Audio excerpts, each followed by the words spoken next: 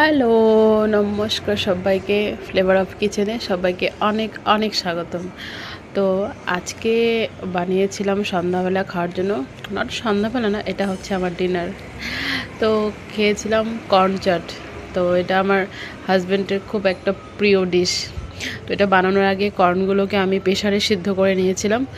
সিদ্ধ করে তাতে সব ধরনের ভেজিটেবলস, আর এখন তো উইন্টারে তো ভেজিটেবলসের অভাব নেই।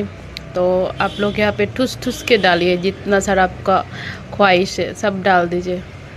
তো এখানে দিয়েছিলাম আমি টমেটো কুচি, লঙ্কা কুচি, ধনে পাতা, বিটরুট, গাজর আর বাঁধাকপির ভিতরের অংশটুকু দিয়েছি।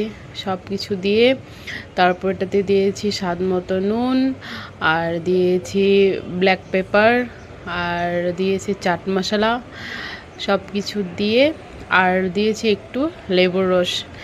তো এইসব চটপটা বস্তুতে না একটু চাট মশলা লেবুর রস না হলে ঠিক জমে না আমার, তো এটা দিতেই হয়।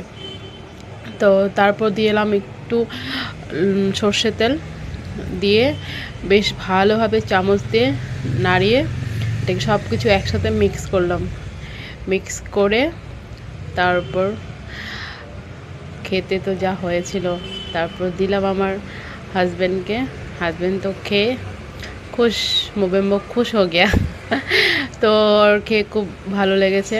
আর যদি তোমাদের আমার ভিডিওটা ভালো লাগে তো অবশ্যই লাইক করবেন অ্যান্ড কমেন্ট করবেন, আর অবশ্যই যদি পারেন তো শেয়ার করে দেবেন।